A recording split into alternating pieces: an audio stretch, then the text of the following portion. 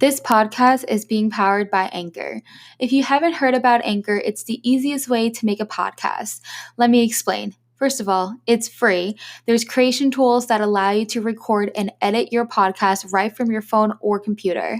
Anchor will distribute your podcast for you so it can be heard on Spotify, Apple Podcasts, and many more. You can make money from your podcast with no minimum listenership. It's everything you need to make a podcast in one place. Download the free Anchor app or go to anchor.fm to get started.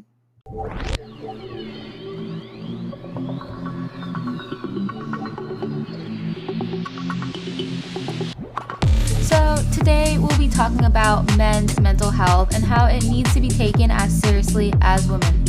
I brought on the founder of the nonprofit Above The Stigma, where he talks about his dark experience of being raped by multiple women and the reasoning on why he started Above The Stigma.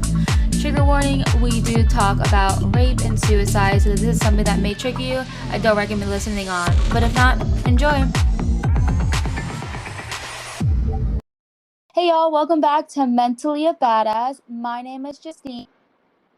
My friend Joey Garza today. He is the founder of Above The Stigma, which is a nonprofit for mental health, and I'm for him to be here and be on my show. So first off, Joey, thank you so much for taking your time to be on my episode today. Thank you for bringing me on today, Justine. Of course. So let's start talking about your story, and then we'll talking about Above The Stigma, which is your nonprofit. I found you on Instagram. I first found your nonprofit, but I did see that you did talk about a story where you did get raped by multiple girls, and I do want to bring that onto my podcast because the stigma is really huge when it comes to men's mental health. I feel that, and also rape as well. I feel that when people talk about rape, they mostly talk about how women, but they don't really, there's not really much talk about rape men, which is totally happen out there. And I just feel like I really want to talk about that because I feel like that just has enough conversation about it. So whenever you're ready, if you just want to like dive into that story. First, okay. Yeah, so originally when I was younger, I was actually sexually abused by my uncle when I was 7. And, that kind of brought on a lot of troubles going through my life of, self-image, depression, and not really liking the human experience. And it brought on a lot of anxiety and just growing up with this secret. You learn to just hide things because anytime, especially as a man, anytime you open up about anything, it backfires usually. You get called names, you get made fun of, you get broken up, or you break up with your girlfriend or whoever, and next thing you know, you're getting called different things, and it's just is the stigma that men cannot talk about certain things. You are not allowed certain feelings, and if you do, you just bury them deep. And to the military, being in the military had a lot of perks that were supposed to make me feel like a man. You get this uniform, you get to do cool things, you see these G.I. Joe movies and all these, like, how they sell you on it. You're going to go save the world. And, this is what men do. And when I got in, I had a very different experience from what I've been made to believe, because I didn't enjoy my job. I didn't enjoy what I was doing. It didn't help me for. And so I actually went into deep depression. Hiding was a hard enough task, but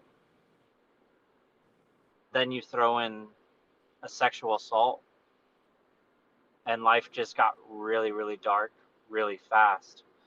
And so I had met this woman just at the bar one day. Um, we I was on my way out, and I just wanted to kind of um, get to know her a little bit more. So yeah, I had met this woman at the bar. I was on my way out, and I just kind of briefly I wanted to talk to her, and so I just walked up, introduced myself, tried to be as least creepy as possible, but just like, hey, like I am leaving though. I do want to talk to you. Ended up getting her number, really friendly, and we were talking the whole week, and things were great. And I was like, hey, like I am liking the way this is going and stuff like that. And I was like, we should meet up soon. Like we should hang out definitely. And I believe it was either the Thursday or Friday. She shoots me a message and she's like, hey, it's me and four of my friends just at my dorms. Um, I'd love for you to come hang out with us. It's her, four different women, and I'm just like, oh, me being 18, 19 years old, my mind just went everywhere it wanted to go, and I was just like, okay, seems like a great time. Let's go. And so I get there, and things are great. Music's on, and we're all having a good time.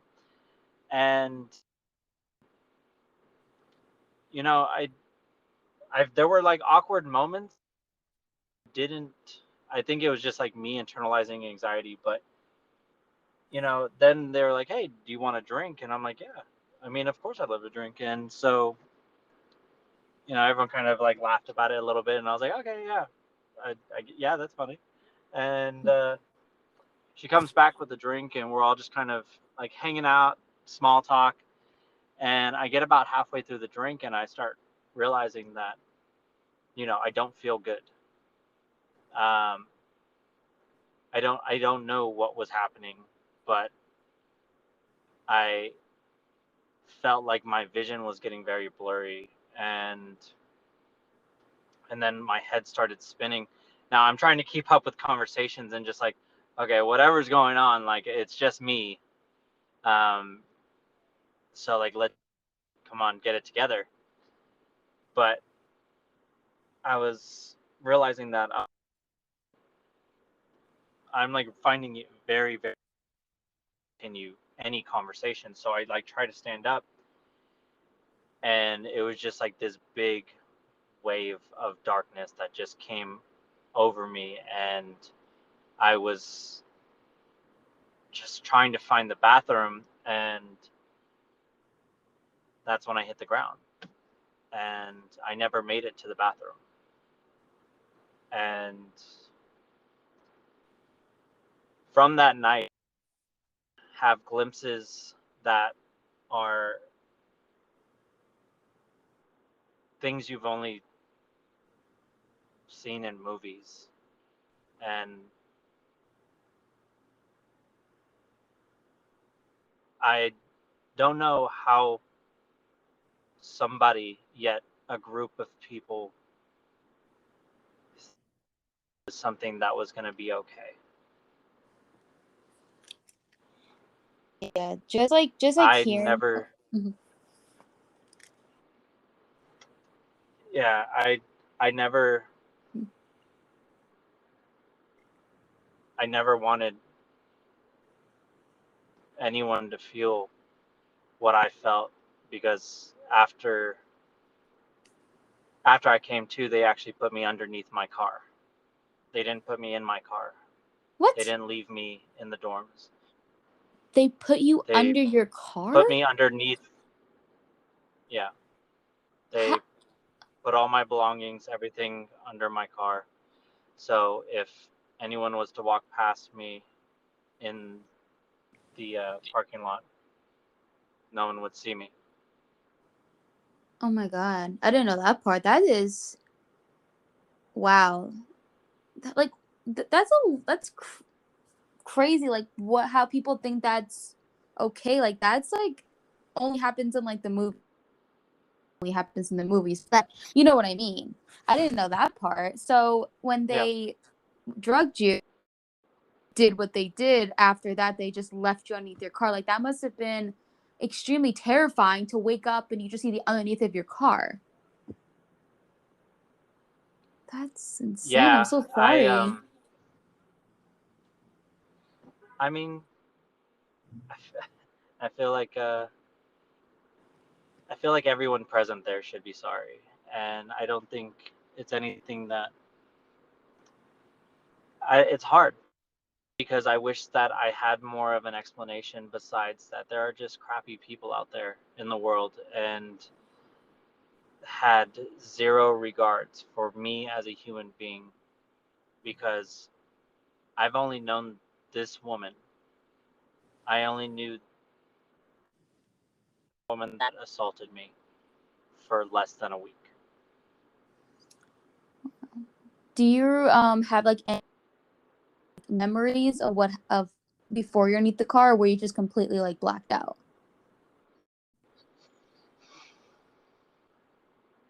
As I was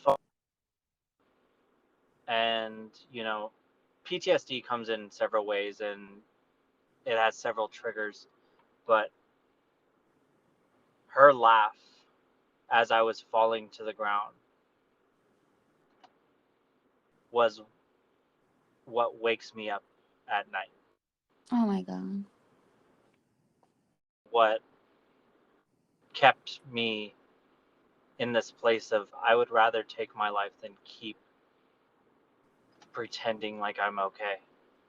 And I do remember a few images and a few actions, and it's just not okay.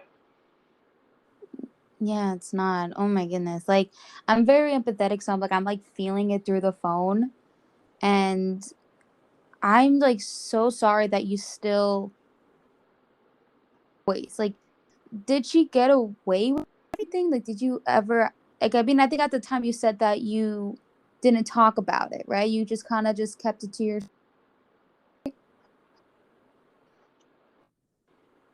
Yeah, the I had moments. It's like, I should do something about this. Mhm. But then the reality of it is I know. I feel who's like you hear so many Mhm. cases. You hear so many cases of women out there that try to bring their assaulters out there, and there's not enough evidence. There's not. Oh, there's no witnesses to say that they did this. I wasn't. Because I yeah. wasn't. It is. It is, and I felt like I needed all the evidence I could get, and the only evidence I had was that I couldn't sleep anymore.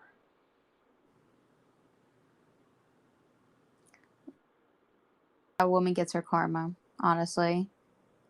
Like I truly hope she does that. And then the other people too as well. I'm like, I don't know if you can tell, I'm a very passionate person. You're like very calm compared to me. I'm very like I get like angry with these things. Like I just like really just like want justice for you, and it just blows my mind how people can just treat another human. And then the fact that it was like not one but four, and then it's just like a group of them just taking advantage of you when you're like 18 or 19. Were they older than you? Like No. oh no, they're around the same age. Okay, I didn't know if it was like an older person Yeah. just taking advantage of someone young. But and it's crazy because like you're such a really nice guy, and it's usually always like the really kind and nice ones that get taken advantage of, and it's because people just really just love power, and when they drugged you, they felt that power over you, and like that's what gave them so sad. It's truly so sad. Like that's just the human thing of people wanting power, and I'm like so angry at that woman. I don't even know her, but that just blows my mind. Another thing too, just bringing your story onto my podcast. Like I want people to know that men go through things like this. And I know a lot of guys who say to me that they don't talk about their feelings because people always say like, "Oh, man up," like words. Mm-hmm. And and a lot of, I mean, there's still like a couple of men in my life who still don't believe that mental health is like they're kind of actually real, which is like because they have an old mindset. Mm-hmm. But it's just blows my mind how it's just because society, who thought this was a good idea, that mental health isn't real and just to man up whenever you feel sad. Like, I don't know who thought of that, but that person's a jerk. But yeah, I do appreciate, having that courage to talk about it, because I do know that story is definitely something, and like I really do appreciate that. But moving forward and transitioning, going from what happened to you and how you've used your experience into doing good for society. I want to talk about your nonprofit, Above the Stigma, which is how I found. I want to like know pretty much like when you started it, like why you started it. Like I just kind of want to like pick your brain on that.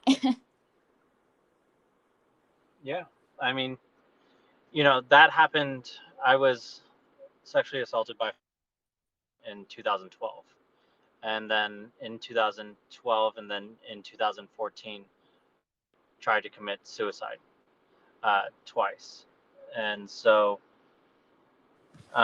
there was a lot of in between time from the nonprofit to who Joey was, and you know that's that's a full eight 8 years of pretending that I was okay. I Mhm. was severely bipolar, severely depressed, dealing with anxiety, suffering with PTSD.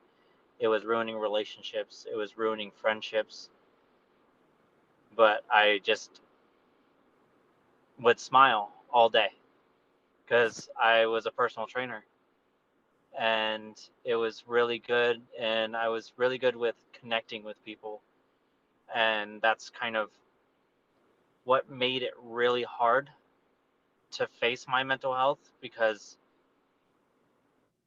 time I was not smiling, somebody would question, and Oh, I I know how wasn't that ready to give feels. any answers. Hmm. And so, 2019 was actually a very, very hard year. And I thought that that was going to be like one of my hardest years, because I was in love with somebody that I had been in a long term relationship with. And I had no answers other than I, I'm suffering right now and I don't know what to do. And then I jumped into another relationship because I'm extremely afraid to be alone. Because when I'm alone, that's when the voices get louder. And so that relationship was not conducive to my mental health. And, you know, then I'm sitting there on Christmas 2019. I'm just, it has to be my year, or I don't think I can do this anymore. And then a pandemic happened, and it got really, really, really hard again. And I'm just like faced with this constant struggle, and I'm just like, man, I don't know what I did to deserve this, and I put an entire pandemic on my shoulders. Like, I did this, like I deserve this, and this is my fault. And it made no sense why I couldn't be happy. And so I was falling down a very dark rabbit hole again, and I knew I needed to talk to somebody. I couldn't trust I couldn't trust my friends. I didn't want to open up to my family. So I went to the VA office, and those that suffer with really bad anxiety, depression, and just really struggling with their mental health may understand this. But when I'm struggling, I go to something extremely early, because it takes me a long time to get out of my car. And so I sat there for about 3 or 4 hours, just crying, figuring out what I'm gonna say. Like, I need help. But how do I say that? How do I say it? Because the last time I asked for help, I was hospitalized. And that was in 2014 after my second suicide attempt. And so I wipe the tears off my face, take a deep breath, and I'm just like, just man up, Joey. Just stop being whatever I'm being right now. And saying all those toxic things that men say to other men. I'm just like, just do it. Just be who you need to be right now. And I walk up to the doors and I get to the front desk, and nicest woman I've ever met goes, "How can I help you?" And I just broke down. I was like, oh shit, how can you help me? How come I didn't think about that? This woman jumped over the desk and gave me the biggest hug I ever needed. That's really what I want to do right And now. this woman, yeah, this this woman wasn't a doctor. She wasn't a mental health professional. She was just a lady that cared. After that hug, I sat my therapist down and I told him everything.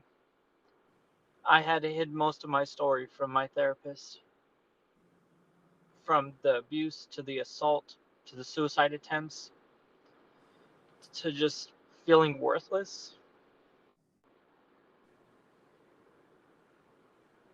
And I don't know. I was like, I don't know what you need to do.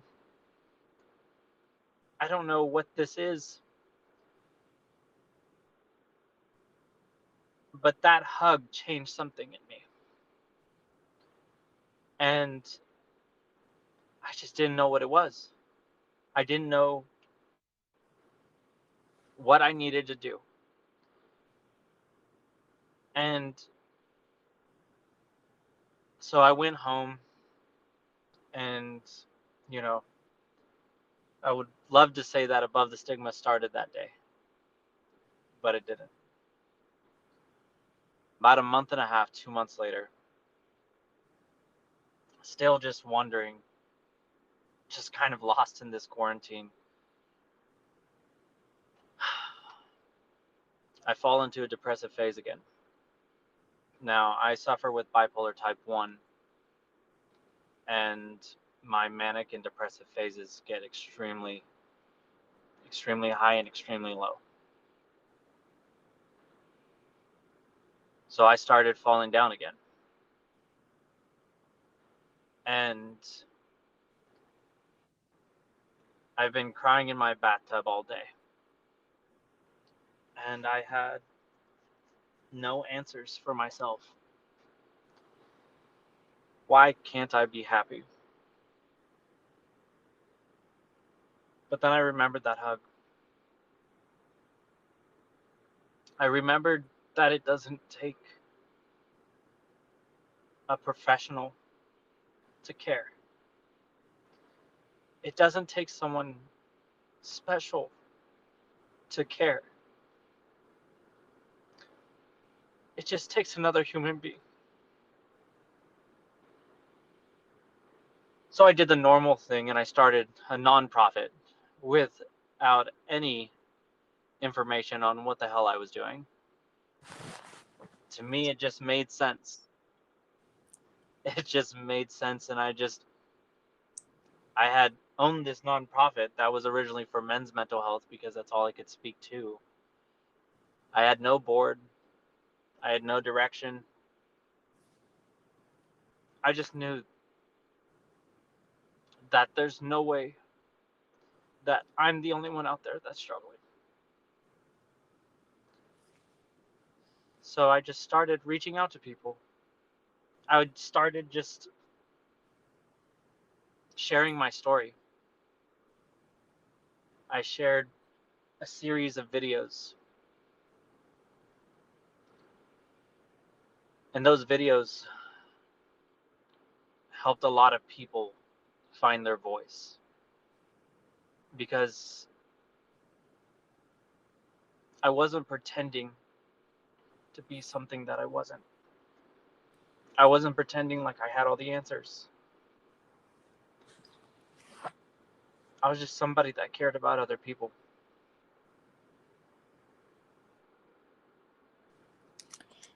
And that's That above the is stigma.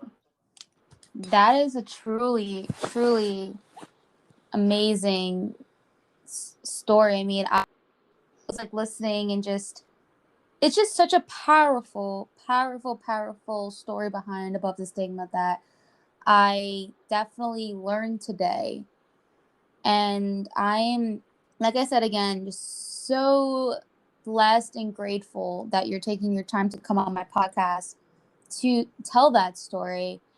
And you're doing amazing things. I mean, you're reaching people. I found you. I don't remember how I found you, honestly. It was probably maybe a mental health hashtag. But Mm-hmm. yeah, it was probably like a Yep. Yep. mental health hashtag. And I have been like, just like looking and then noticing that you are growing, and it's great. I mean, I first of all think the name of it is amazing. The Above the Stigma.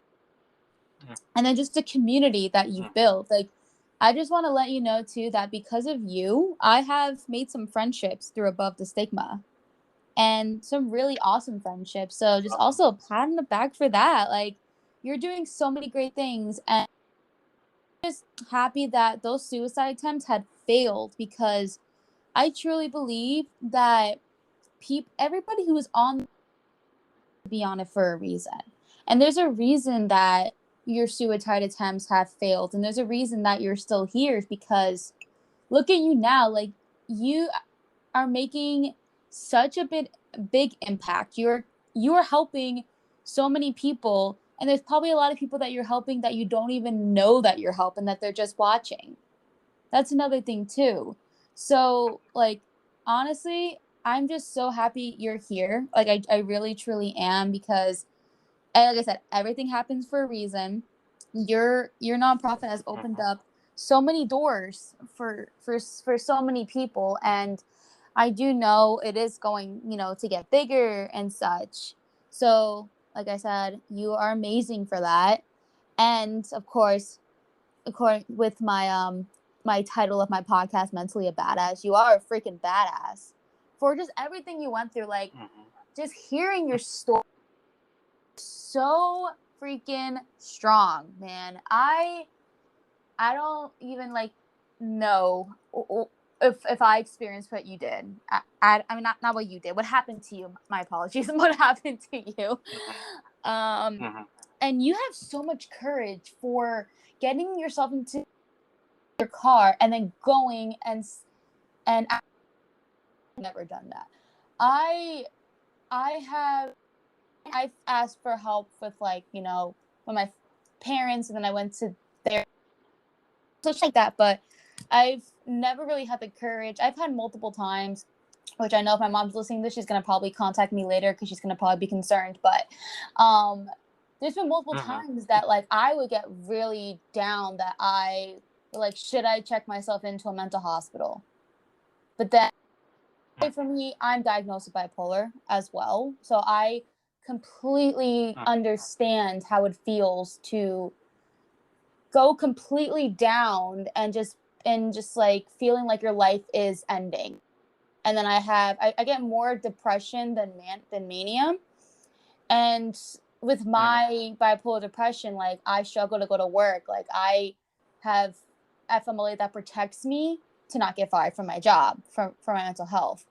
Like, it's rough. It's Mm-hmm. really hard, like, living with that mental illness. So I completely understand on that part of it, with living with bipolar. It's such a horrible mental illness, and one of the most dangerous as well. So like honestly, living with it, it's just like badass. Like I wake up, I don't even know what mood I'm gonna be in, and I just have to like flow with it. You know what I mean? um, Yeah. Yeah. yes. So completely, well, I don't 100% relate because I didn't experience what you experienced, but I think you know what I mean. Mhm. But like I Yeah. said, you're truly amazing. So now I want to know next. It's like, what for people who are listening right now, because I do want my listeners to, look up Above the Stigma, follow you on Instagram, support you. So Hmm. I want to know, like, what exactly does Above Stigma have to offer to, the community? Like, what exactly, like, what's the future, and etc. Yeah. Of course. Um, Above the Stigma has endless possibilities, and I think that's the beauty, especially the name. Mental health is such a broad spectrum, but it's about where should we start first? And realistically, I'd love to start working on the beginning, getting involved with kids, Mm-hmm. because there's a lot of post care, there's a lot of hey, like therapy, everything that happens after. Now, what if we were able to the way that kids viewed mental health and normalized the conversation from day one? 100%. So, Above the Stigma is working to a mental health curriculum for students K through 12, and that is going to take some time because we're wanting it to be perfect. We're wanting it to Mm-hmm. the future needs, and you know finding the funds. And we just brought on um, like 4 new grant writers, and they're going to be helping us write some grants and hopefully get some for actually getting mental health professionals to not only assist with developing it, because it's not just people like you and I that just want to say, oh, kids should talk about mental health. It's like, no, we need to, that's where a professional steps in, where it's like, okay, let's do this right. And so Mm-hmm. we want to make sure that mental health professionals are helping with that, but we also want to help with offering mental health professionals to the schools that do take on our curriculum. So we want to hire on a mental health professional that can be present at the school for 6 weeks to assist with any mental health things that come up for teachers, because the last thing we want to do is make it harder for the students or the teachers when all we're doing is just wanting to help. Yeah. So we're going to be for them, and also in the process of um, we did partner with BetterHelp, and we have partnered with the crisis text line. We're going to be announcing that this this month, so a little spoiler with that. But we also are going to be um, we're in the process of trying to offer free therapy to our community. I love So this. that's not easy, and it's not something that can be done overnight. And that's where Above the Stigma, we do offer workshops, open discussions, um, pretty much everything that we can do virtually. But if we're enabling people to find their voice and they're not able to afford the next step, I take that on personally. And I take that as that's my next task. There Yeah. shouldn't be a reason why, if you want help, you shouldn't be able to get help. So, yeah, that's kind of what we have in the beginning or in the soon to be future. But we're just getting started. I This love is that. just the beginning. That is fantastic. I've been wanting, like literally, like before I knew you, I've been wanting like mental health classes for and such, because it truly does start in the beginning. Like unf- unfortunately that all of this like all of the oh my gosh, I can't even get my words together. But a lot of like Mm-hmm. people like our age or older have like deal like very like severe mental health problems and don't know how to like cope with. We were never taught this in school. Like they have, Yep. physical health and health classes, sex ed, like that. Like I remember when I was in high school, I remember I had health class my freshman year, and then I had driver's ed, and then I had sex ed, and then senior year was nothing, literally nothing. Which it could have Yep. yeah. So did you know that Selena Gomez is trying to get mental health, mandatory mental health classes in schools? Did you hear about that? I have not. Yeah, I have I not. think that's yeah. She just started like having a petition, and she's like trying to get that going because it's so true. Like I think like we have like but they need like a mandatory mental health class. Like we need to learn how to take care of our Mm-hmm. mental health. Like we learn how to take care of our physical health. We just like ignore the mind. So when kids are taught something and be later in their adulthood say, oh, mental health is not real, and that's where the issue is. So I just think like with the world Yep. evolving and everything, like there needs to be change in this, like in school curriculum and such. So I truly think that's amazing what you're doing. Oh my goodness. When you said that, you should have saw me. Like I was like so this is what I want. This is what I want to push for. And it's just truly, like truly, truly amazing. And oh my gosh, thank you so much for that. But that sounds amazing, really. And I just feel like I just keep mind me. I'm kind of a little jittery right now. So I'm going. I had work today, so I have to like, keep going. So You're perfect. You're perfect. but no, my thing. Nice note to self, stop drinking coffee during a podcast. Um all right, great. I'm trying to think if there's anything else that I want to bring at. So we touched on really good topics, and you're telling my listeners of what Above the Stigma is coming with, which is amazing. But is there anything else that you would like? Yeah, I mean, I'll keep it short. Realistically, life's too short to not care about yourself. Life's too short to not take care of the one person that's always going to be there, and that's you.